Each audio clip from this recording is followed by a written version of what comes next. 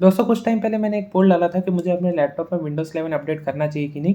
तो आप में से ज़्यादातर लोगों ने कहा कि अपडेट करना चाहिए। तो फाइनली मैंने अपने लैपटॉप में विंडोज़ 11 अपडेट कर लिया है। तो इस वीडियो में हम देखेंगे कि विंडोज़ 10 और विंडोज़ 11 के बीच कितना परफॉर्मेंस डिफरेंस है, विंडोज़ 11 का अपडेट साइज़ कितना है और बाकी सब कुछ। तो चलिए अब इस वीडियो को स्टार्ट करते हैं।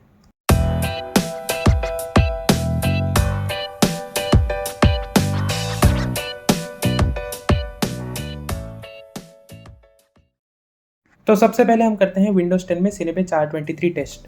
तो यहाँ पे मल्टी कोर स्कोर निकल के आया है 7248 और सिंगल कोर स्कोर 1216। तो अब आते हैं गेम्स की तरफ। अब चेक करते हैं GTA 5 का गेम लोडिंग टाइम।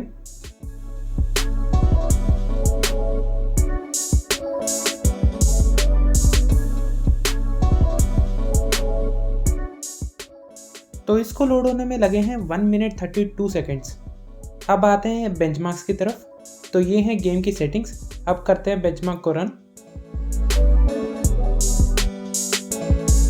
जब इसका बेंचमार्क फाइल क्रिएट हुआ था तब पता नहीं GTA 5 ने कौन सा नशा किया था। यहाँ पे मेरे को पास 0 से पास 5 तक रीडिंग्स मिले, जबकि नॉर्मली पास 0 से पास 4 तक ही रीडिंग्स मिलती हैं।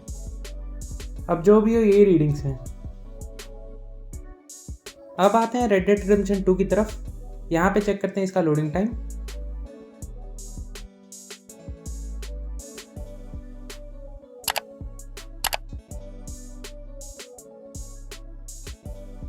तो ये लोड हुआ है अराउंड 1 मिनट 58 सेकेंड्स में। अब बेंचमार्क की तरफ आए तो ये है गेम की सेटिंग्स।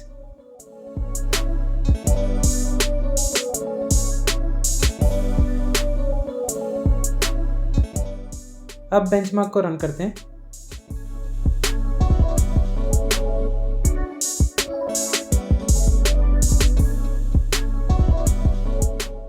ये हैं इसके रिजल्ट्स।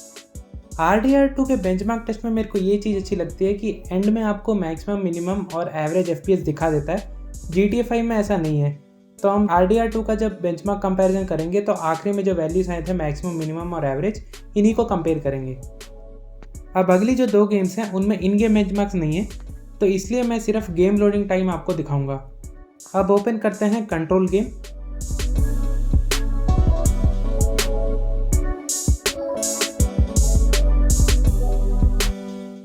इस गेम को ओपन करने के लिए इसे लगे हैं अराउंड 40 सेकेंड्स। और अब आखिरी गेम है वैलोरेंट।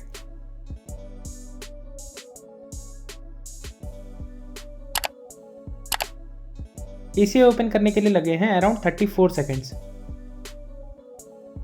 अब आते हैं विंडोज़ 11 के अपडेट प्रोसेस के ऊपर। अगर आपका पीसी या लैपटॉप विंडोज़ 11 को सपोर्ट करता है तो आपको सेटिंग्स में ये अपडेट मिल जाएगा, अभी नहीं तो कुछ टाइम बाद। और अगर नहीं मिला है तो आप पीसी हेल्थ चेक ऐप को डाउनलोड कर सकते हैं। यह आपको बता देगा कि आपका सिस्टम विंडोज़ 11 को सपोर्ट करता है कि नहीं, और अगर करता है तो आपको सेटिंग्स में ही अपडेट मिल जाएगा थोड़े दिन बाद। अगर आपका सिस्टम विंडोज़ 11 सपोर्ट करता है और आपको सेटिंग्स में अपडेट नहीं मिला है तो आप माइक्रोसॉफ्ट की वेबसाइट से भी विंडोज़ 11 को डाउनलोड कर सकते हो। यहाँ पे आपको 3 ऑप्शन मिलेंगे, आप किसी भी ऑप्शन को चूज़ कर सकते हो और आपके चुने हुए ऑप्शन के हिसाब से माइक्रोसॉफ्ट ने इंस्टॉलेशन प्रोसेस भी दिया है।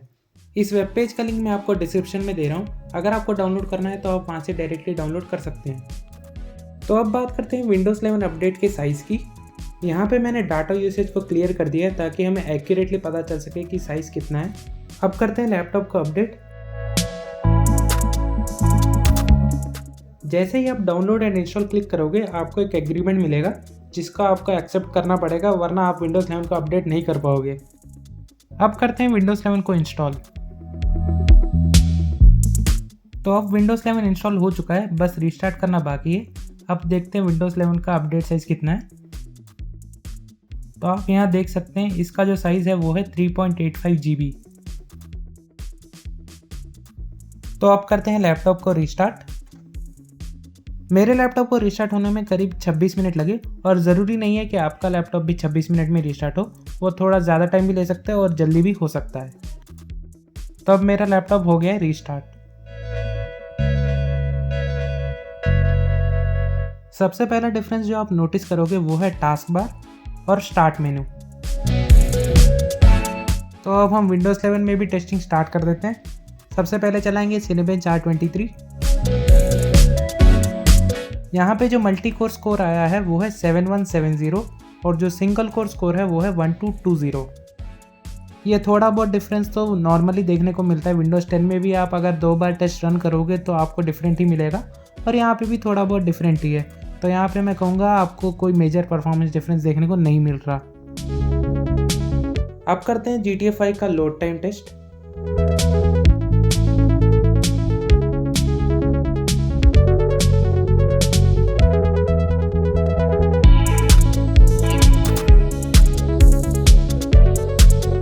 तो GTA 5 को ओपन होने में लगे हैं 1 मिनट 30 सेकंड और विंडोज़ 10 में हमें लगे थे 1 मिनट 32 सेकंड। तो यहाँ पे ज़्यादा कुछ डिफरेंस नहीं है, करीब सेम ही टाइम लगा है। अब करते हैं बेंचमार्क को रन। तो ये हैं इसके बेंचमार्क रिजल्ट्स। अब अगर हम इसे विंडोज़ 10 के साथ कंपेयर करें तो विंडोज़ 11 में हमें 1 से 2 FPS ज़्यादा मिलते हैं, लेकिन मैं कहूँगा काफ़ी सिमिलर सी परफॉर्मेंस है। आप नोटिस भी नहीं कर पाओगे ये परफॉर्मेंस डिफरेंस। अब आगे बढ़ने से पहले वीडियो पसंद आ रही है तो लाइक कर देना और चैनल को सब्सक्राइब भी ज़रूर कर देना। नेक्स्ट अब चेक करते हैं रेड डेड रिडेम्पशन 2 का लोड टाइम।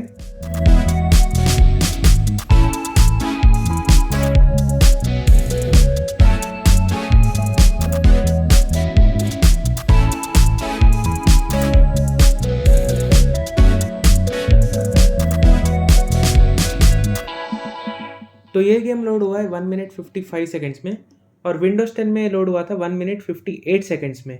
तो यहाँ पे भी 2-3 सेकंड का फ़र्क है, ज़्यादा कुछ डिफरेंस नहीं है। अब करते हैं बेंचमार्क को रन। तो ये हैं इसके रिजल्ट्स, और इसे अगर हम विंडोज़ 10 के रिजल्ट्स के साथ कंपेयर करें तो बिल्कुल भी डिफरेंस नहीं है, बहुत ही कम डिफरेंस है। तो मैं कहूँगा यहाँ पे आपको कोई डिफरेंस नहीं मिलेगा। अब चेक करते हैं कंट्रोल गेम का लोड टाइम।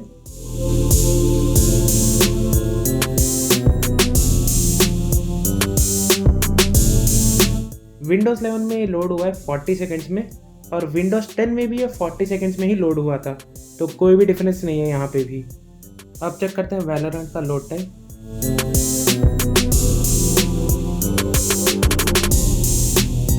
ये खुला है विंडोज़ 11 में 31 सेकेंड्स में और विंडोज़ 10 में ओपन हुआ था 34 सेकेंड्स में।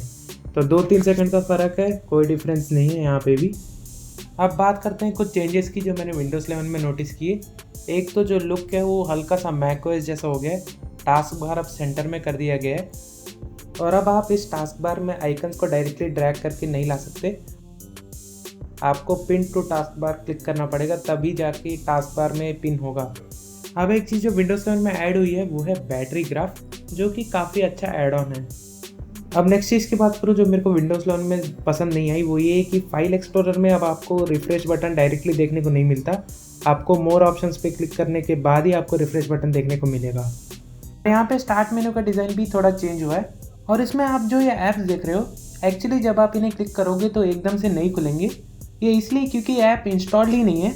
आप माइक्रोसॉफ्ट स्टोर में जाके देखोगे तो ये ऐप्स डाउनलोड हो रहे होंगे, लेकिन डाउनलोड ना होने के बावजूद यहाँ पे आपको अनइंस्टॉल का ऑप्शन दिखाता है, जो मेरे को समझ नहीं आया। जब इंस्टॉल ही नहीं है तो आप क्या अनइंस्टॉल करोगे। एक और चीज़ जो मेरे को थोड़ी इनकन्वीनियंट लगी वो ये कि अगर आपको कोई फाइल दूसरे ऐप में खोलना है, जैसे कि अगर आपको फाइल मैनेजर से एक फ़ाइल उठा के जीमेल में अपलोड करना है, तो आप वो नहीं कर पाओगे अगर क्रोम मिनिमाइज्ड है। तो आपको क्रोम और file manager side by side खोलने होंगे, तभी आप ड्रैग एंड ड्रॉप कर पाओगे। तो ये मेरे को इतना अच्छा नहीं लगा, क्योंकि विंडोज़ 10 में आप आसानी से कर सकते थे। नेक्स्ट चीज़ जो विंडोज़ 10 में थोड़ी सी चेंज हुई है वो है क्विक सेटिंग्स। यहाँ पे आपको थोड़ा सा अलग देखने को मिलेगा क्विक सेटिंग्स पैनल, जो कि मेरे हिसाब से अब थोड़ा सा बेटर दिखता है। नेक्स्ट चीज़ जो विंडोज़ 11 में थोड़ा सा चेंज हुआ है वो है बूट अप साउंड। ये आप ही सुन लो। इसी तरह अलर्ट साउंड्स भी थोड़े बहुत चेंज हुए हैं। नेक्स्ट चीज़ जो मैंने विंडोज़ 11 में नोटिस की कि जब आप सिस्टम को शट डाउन करते हो तो ब्लू बैकग्राउंड की जगह ब्लैक बैकग्राउंड आता है अब।